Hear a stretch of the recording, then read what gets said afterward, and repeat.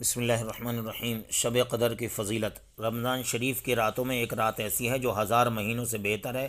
اس رات میں عبادت کرنے سے پچھلے گناہ معاف کر دیے جاتے ہیں۔ اس رات میں حضرت جبرائیل بے شمار فرشتوں کے ساتھ آتے ہیں۔ فجر کے طلوع ہونے تک خیر و برکت رحمت کا نزول رہتا ہے۔ رسول اکرم صلی اللہ علیہ وسلم نے شب قدر کو آخری 10 دنوں کی طاق راتوں میں تلاش کرنے کی ہدایت فرمائی ہے۔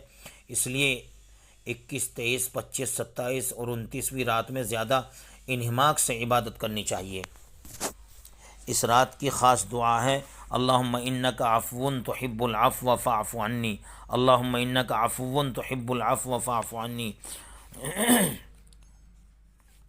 بہت سے اولیاء اللہ نے اس رات کو شب قدر کی 27ویں رات میں حاصل کیا ہے، لہذا اس رات ان راتوں کے اندر عبادت، توبہ، استغفار، دعاؤں میں مشغول رہنا چاہیے۔ تمام رات جاگنے کی طاقت نہ ہو تو جس قدر ہو سکے جاگے، نفل نماز، دعا، تلاوت قرآن کریم، ذکر، تسبیح میں مشغول رہے۔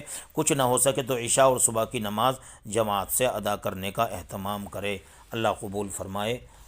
وآخر دعوانا الحمد للہ رب العالمین۔